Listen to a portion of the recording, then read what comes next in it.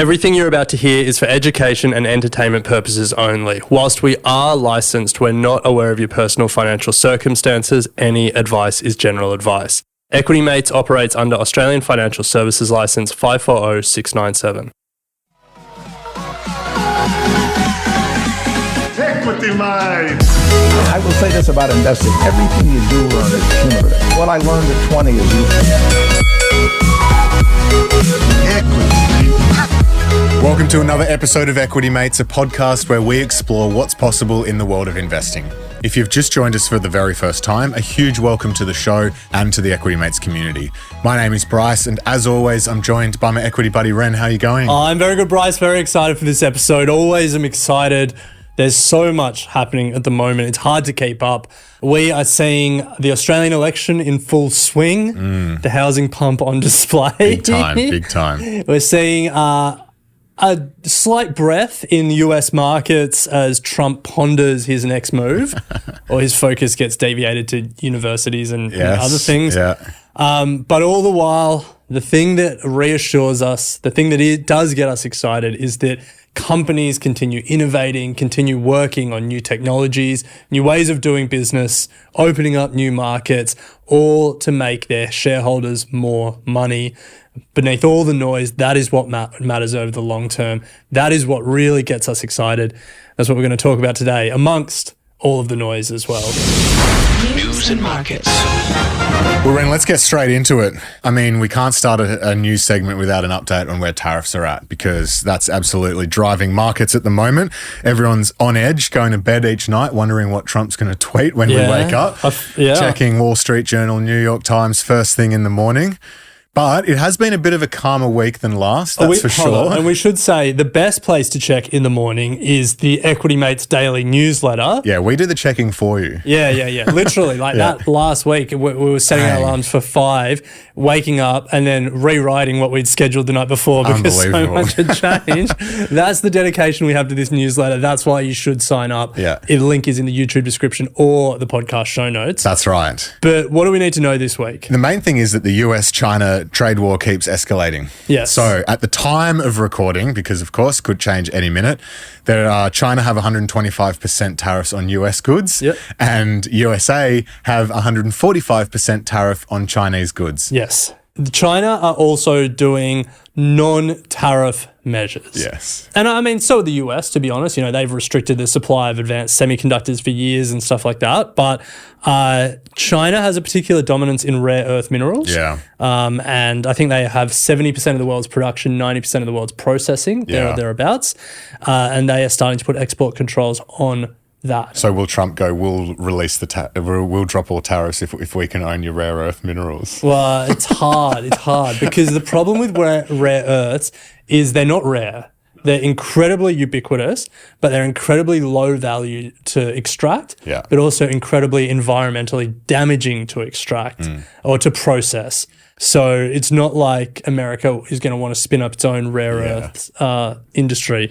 Anyway, the ABC podcast, if you're listening, they did a good episode on rare earths, worth watching to understand. But yeah, so China's going to start flexing its muscle. But I've noticed something about how China is flexing its muscle that I want to bring to you. Because as you know, I spend a fair bit of time on TikTok, particularly for our TikTok investors segment that we sometimes do on the podcast, that we also do every Friday on our Instagram. I've noticed 2 big trends emerging. Okay. The first one is a massive increase in content from Chinese factories. Okay. Which is something I've never seen before, but it's really started in the last week. As in like a day in the life of, or like a behind the scenes? More like here's this Lululemon sportswear. We're the factory that makes it. Here's all the secrets you need to know. Here's how much it costs. Contact us if you want to just get them made directly. Really? Yeah. Direct outreach, direct sales. Well, direct. And the story is that China it's a rumor. China has lifted its secrecy clauses on luxury goods manufacturers as part of this whole trade war. So China was the one pushing that on them. I thought that would have just been the manufacturer. Well, yeah, but maybe China is pushing them now to, share this stuff. Yeah. I'll give you an example. Do you recognize this style, this bag? Of course you do. For the past more than 30 years, we have been the OEM factory for most of the luxury brands around the world. Gucci, Prada, Coach, Louis Vuitton, you name it. But for this, I am not proud because we were only making our wages. The profit margin for the people who are actually making the bags are very low. Now, as the USA and its little European brothers are trying to refuse Chinese goods, don't you think luxury brands are not trying to move their OEM out of China? Yes, they did, but they failed. Because the OEM factories out of China, they don't have good quality control, and they don't have as good craftsmanship. Their workers are either too expensive or too lazy. 3, they don't have any supply chain. They always have trouble getting leather or zippers or any accessories. That is why they failed, and that is why we will always be the best OEM factory for luxury brands. Why don't you just contact us and buy from us? You won't believe the prices we give you. Wow. Yeah. So a lot of them finish with contact us. Yeah. And there was one that I saw. Did he leave his details? No, well, there's a bunch where they share specific websites to go to rather than Alibaba go to like these, factory websites. So that's one trend that I've noticed on TikTok, things that I've never seen before, but just everywhere now. And now you're seeing them get like sort of resurfaced on Twitter and the like, because people are like, what's going on here? So it's not just that my algorithms changed. But then here's the other thing that I've started noticing come up on my TikTok feed. So that was pretty punchy, but then like really punchy anti-Trump Chinese influencers. And so I've pulled one from my phone to show you. Chinese influencers? Yeah. Hello from China. Let me show you the United States products in my home. Nothing. Do you have something from China in your home? Just stuff like that. Wow. Yeah. So look, is that... is this being driven by Chinese government? This is the way that they can influence people's opinions on the trade war. Is get the fact that China has all this manufacturing and crucial supply chain. Yeah. So the takeaway here is that Ren spends too much time on TikTok. One, yes, that's true. But 2, that China is up for the fight and they're pulling all the levers that they've got. It's fascinating. On top of all of that, we're seeing a continuation of Trump whiplashing all over the shop. So we said there that there's sort of but huge tariffs from either side. But we're now starting to see specific products be exempt from some of these tariffs. So the most recent is a lift on tariffs on all computers and phones. Yeah, confirming my view that Tim Cook is the world's most effective diplomat. Well, I mean, he's done an incredible job. We spoke last time about the fact that if this was to really push through, Apple was up to about $40 billion in cost to its bottom line. So he's done an incredible job. Yeah, I mean, but even before that, think about what they've done. His key manufacturer is Foxconn, a Taiwanese company that then is massive in China, so managed that relationship, but also then built a massive supply chain out of China into the US, managed all through the first Trump term to balance that relationship, and now into the second term, potentially still doing that. He's so effective. Yeah. What you can do when you're one of the biggest companies in the world. But Trump then posted on Truth Social that electronics weren't going to be exempt and that we need to make those products in the United States, calling China a hostile trading nation there again. But we're still sort of watching and waiting to see where electronics ends up. I mean, speaking of Trump whiplash, this week Trump also said he was going to try and help automakers after putting the 25% tariff on automakers. So it's again just unclear. Super unclear.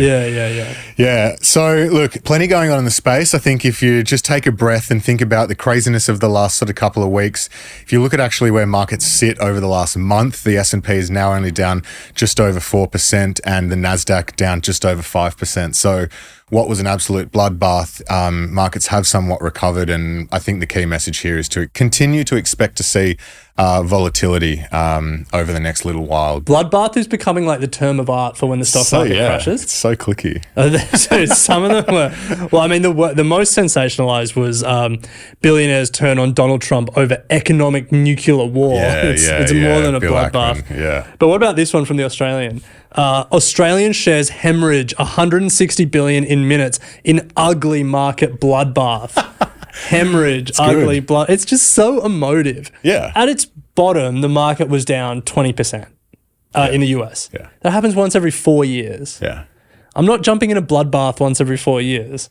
Like at some point, you just have to say that's a normal part of a long-term market cycle. They're never going to do that. They're never going to do that. As if you would expect to see on a day that you see a 10% drop, that the media is going to come out and be like, this is a normal day in a 4-year cycle. I know, but that's what causes all the... What's missing in those headlines is the response being like, look where markets are now. Okay, what about this from news.com.au? This encourages all the worst investing behaviour. Yeah, sell now. Worst still to come following ASX bloodbath. Yeah, that's bad. Yeah. I get it. The whole news industry relies on clicks. We rely on clicks. We play the same game that everyone plays. It is just encouraging people to make bad long-term investing decisions. Yeah. And as we say, the market crash is always front page news. The recovery is on the business pages. I think that's the important thing to remind ourselves as we go through this. It's uncertain. It's scary. But looking back in hindsight, these moments have been the opportunities that you wish you had bought in. Yeah. But Bryce, that's only the first news story. You're right, Ren. Staying on big tech, we've just spoken about Apple. Let's move to Meta. It's their big day in court because the American government's antitrust trial is kicking off. The Federal Trade Commission, or the FTC, accuses Meta of illegally reinforcing its monopoly by buying Instagram in 2012 and then going on to buy WhatsApp in 2014. And they are seeking an order to break up the company. Now, Meta in response claims that it doesn't have a monopoly, and it points to fierce competition with TikTok, with Snapchat, with YouTube, which I think is a pretty fair argument. Yeah, me too. I don't know. I have a problem with the idea that 10 years after these acquisitions have been approved, it's like they go through in hindsight, a M&A process at the time and regulators sign off on it. Exactly. But look, anyway, that'll be one to watch. I also think it'll be very interesting to see if the FTC do win and Meta gets broken up. Sometimes when companies are broken up, they actually do better as standalone units, and shareholders would get shares in all three of them. Won't happen. You don't reckon? No. Fair enough. All right, well, let's move on. The Australian election is fast approaching, and we can sum it up in 2 words: housing pump. What do you reckon, Ren? I reckon that is pretty on point. So let's unpack what has been announced so far, because this is fast becoming the who can inflate house prices faster election. So let's start with the party in government, the Labor Party. What have they announced? So they have unveiled a housing policy that is headlined by $10 billion to build 100,000 new homes only available to first home buyers, and a plan that allows first home buyers to buy any home with a 5% deposit and removing the need to pay for lenders' mortgage insurance. So that's the Labor Party. And then on the other side of the ledger, we have the Coalition. What have they announced? This I cannot... No, just tell us what policy is. They have a plan to make mortgage repayments for first home buyers tax deductible. Yes, you heard us right. This policy would only apply to the first $650,000 of the mortgage and only be available for newly built homes, but still... a tax deduction on mortgage repayments. Mortgage interest repayments. Mortgage interest repayments. And this sits alongside their $50,000 superannuation withdrawal policy.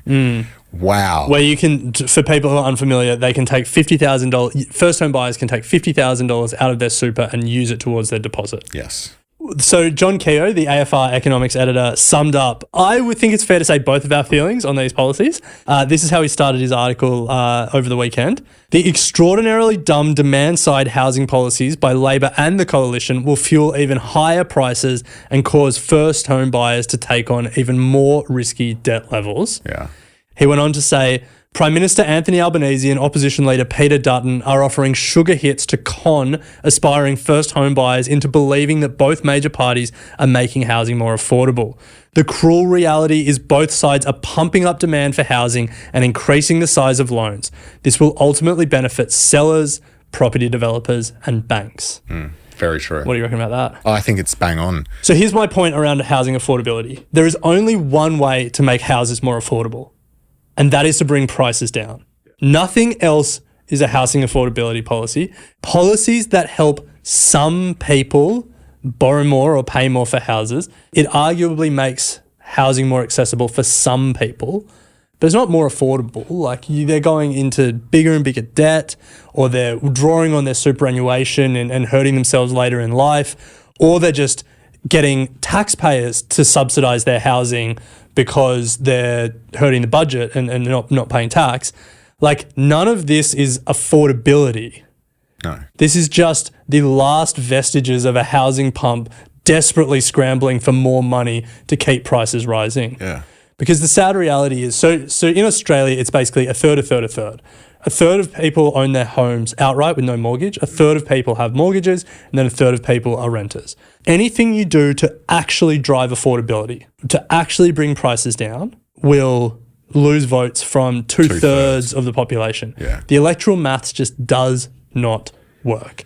And so that's why they're doing all these roundabout policies to avoid the real fix, which is on one hand, truly drive supply, but it takes a while to build. I think one of the really unfair arguments around Labor's Housing Future Fund, for all of its problems, is the whole idea that no one's living in a house yet.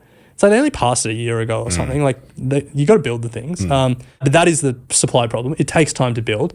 Claire O'Neill's 100,000 new homes, it's going to take years to build. Yeah. So the only short-term solution is to actually take demand out of the market. And the only way to do that is to make it less attractive for investors or to reduce the amount of house that investors can buy, take things like negative gearing off the table. But they're obviously not going to do that. No way. And so all of these policies add more demand to a supply-constrained market. Yeah. It's wild. They're not housing affordability policies. I would vote for a policy that dropped house prices. Well, then you're going to vote for the Greens. It is a sad reflection on where we are when they are the most sober analysts of housing. And then the question becomes around the impact of immigration on house prices in the short term. Yeah. People will, the Greens then have an argument there that's different to the major parties on that impact. But yeah, the reality is the housing pump is continuing. Yeah, I'd be interested because all of these policies are usually the caveat, it's newly built homes. And so I'd love to see the data of the third that are, or the portion of new home buyers looking to buy, actually how many of them are looking at new homes. I just think about everyone that I know wanting to buy at the moment.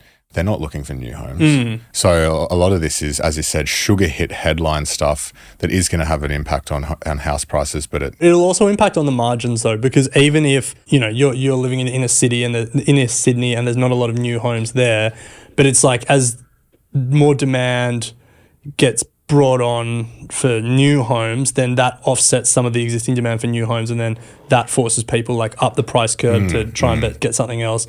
Which is why it's just a supply and demand thing in total. And so any incremental marginal demand that isn't met by any incremental marginal supply will have an impact of increasing prices. Yeah, it's wild.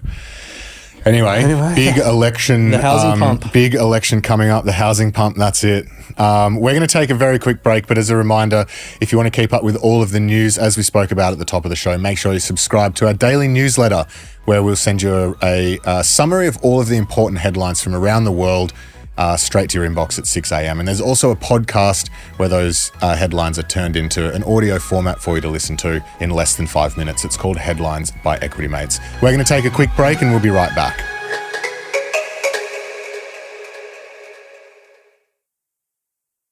Markets are all over the place at the moment, which means our watch list is certainly getting a good workout. And Ren, we're about to go through some of the stocks that we're looking at. There's a number of stocks that I guess are reasonably big names, or names that we've spoken about for a while, that have fallen. Yeah, the question is, have they fallen into our portfolios? Why don't you start? Because you've got a few here. I've got a few, none of which have fallen into my portfolios because, I'm now at the point where I'm happy with. I've put money into the stocks that have been in my portfolio that I've wanted to put more money into. Okay. And so now it's like, all right, what else is available? Yeah. Nike, we've spoken about it on the show. It's down significantly, but it's kind of like, is the long-term play here? You know, Nike, I don't think is going anywhere. So I think there's a really good opportunity there. And LVMH. So for context, Nike is down 69% from its all-time, well, its recent highs in really November bottoming out. Yeah. It's getting pumped. New CEO. I mean, we've spoken about the story. It's got a real turnaround ahead of it. But you just think about like moats and like the brand moat that it has here. You look at Rory, who's just won the Masters. Yeah, I saw he was covered in Nike. Covered. And it's just like, this brand isn't going anywhere. And so long term, it's like this has been wiped 60%. I think there's a compelling case here. Similarly, LVMH, I saw a stat around the acceleration in the number of billionaires year on year.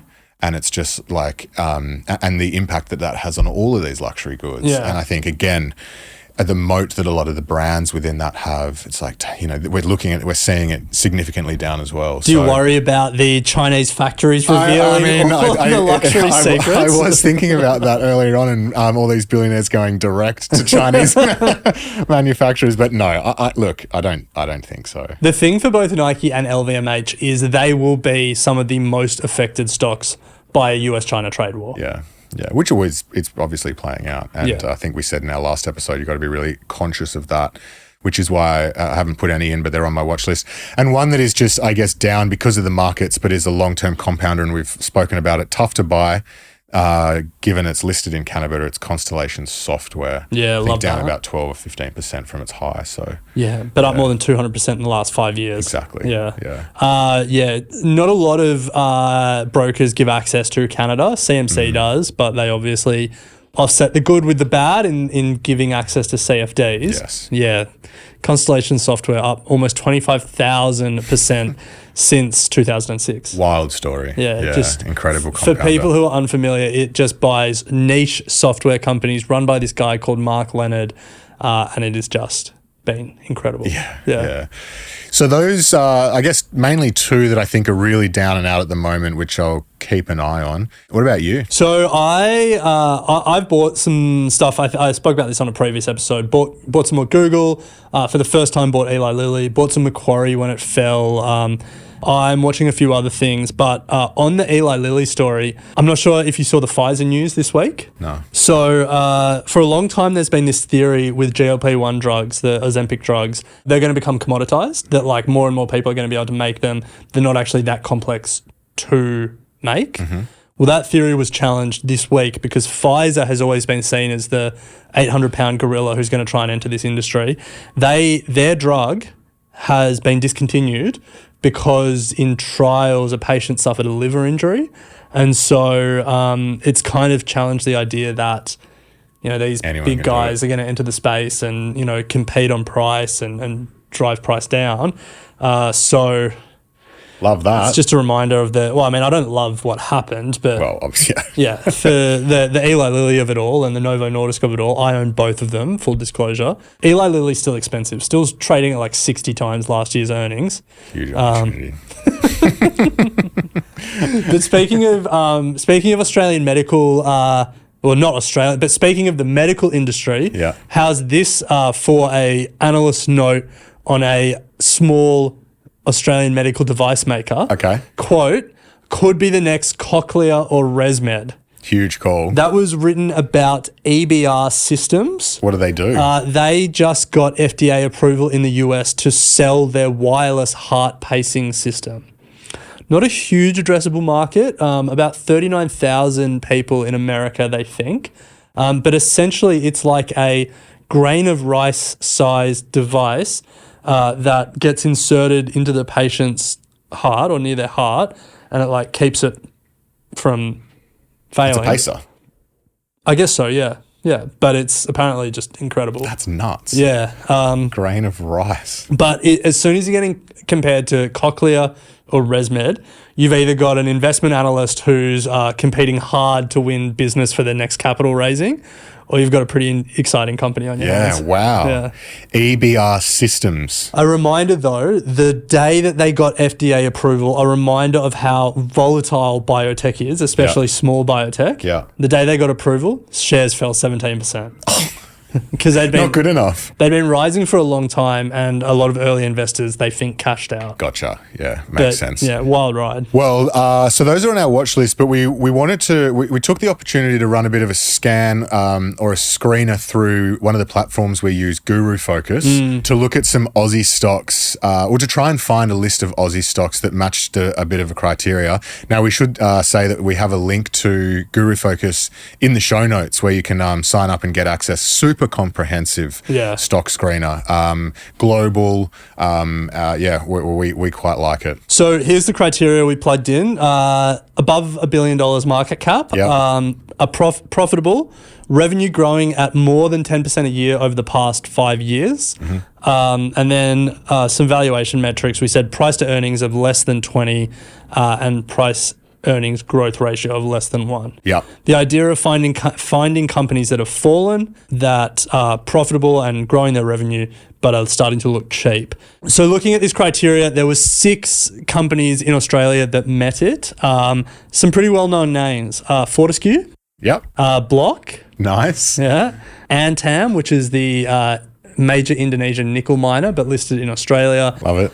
Stanmore Resources, the coal miner, NRW Holdings, and then one New Zealand company, Somerset Group Holdings. Retirement villages. Yeah. So, I mean, to dig into some of the numbers there, like if we rank them by their revenue growth rate, well, yeah. How's this for a story? Stanmore Resources, past 5 years, growing revenue at an average of 35% a year. Okay. Profitable. Yeah. Trading at a 5 times PE. Okay. 10% dividend yield. Wow.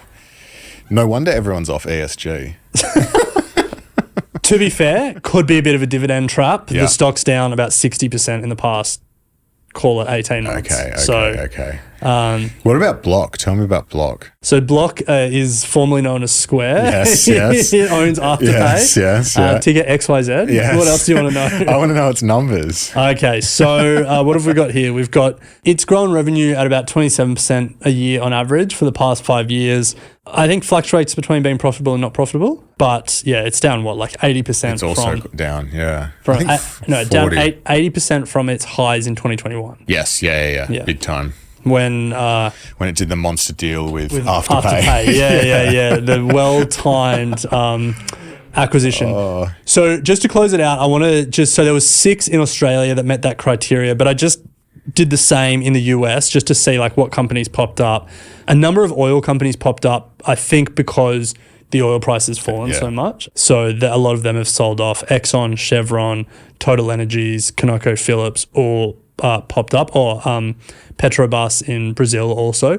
But some of the other names that popped up: Alphabet, nice. Toyota, Caterpillar, Chubb. I think Deere was on this screen. It just fell off the screen as we lowered the price to earnings.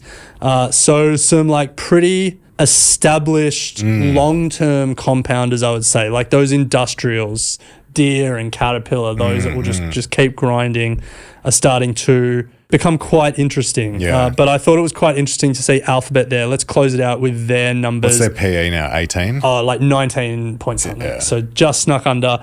It's profitable. Its net profit margin almost 30%, 29%. The last 5 years, it's grown revenue at an average of 19.9% a year. Love that. So sometimes the most obvious answers are staring right in front of you. Yeah, it's kind of like, are we missing something? That's what I keep thinking to myself. It's like, I mean, it's AI. It's got to be AI. No, it's also that in an economic downturn, the first budget line to be cut, advertising. Yeah. And so Meta and Alphabet, their users are going to be fine. Like the users will still be there. They're free to use products. Yeah. But in terms of their revenue, it's advertising. But is that like, that's not the commentary coming through at the moment? I think that's everyone's like cutting advertising budgets and stuff. Yeah, but I think a lot of people are nervous. There was a survey out of the US that 2/3 of American CEOs surveyed think they're going to see a recession in the next 6 months. Wow. People will start making adjustments. Whether or not it happens, if they think it will happen, they'll start making adjustments. Yeah. Well, pretty compelling still, I think. But look, as I said, we'll put a link in the show notes if you want to check out Guru Focus. Very comprehensive stock screener. But always great to chat stocks. If you have taken value from what we've spoken about today or any of the other episodes that you've listened to, firstly, if you could share it with a friend, that would be really appreciated. But secondly, if you could rate and review our podcast in your podcast app or leave a comment in the YouTube section if you're watching us on YouTube, like the video, subscribe to the channels. We would really appreciate that. We love hearing your feedback, good or bad. We read them all. We cry when we go to bed if they're not great, and we rejoice when they are. But yes, we really love hearing from you guys. But Ren, we'll pick it up next week. Sounds good. You have been listening to an Equity Mates Media production. In the spirit of reconciliation, Equity Mates Media acknowledges the traditional custodians of country throughout Australia and their connections to land, sea and community. We pay our respects to their elders past and present and extend that respect to all Aboriginal and Torres Strait Islander peoples today. This podcast is intended for education and entertainment purposes. Any advice is general advice only and has not taken into account your personal financial circumstances, needs, or objectives. Before acting on general advice, you should consider if it is relevant to your needs and read the relevant product disclosure statement. And if you're unsure, please speak to a financial professional. The hosts of this podcast and their guests may have positions in the companies mentioned. Equity Mates Media operates under an Australian Financial Services Licence 540697.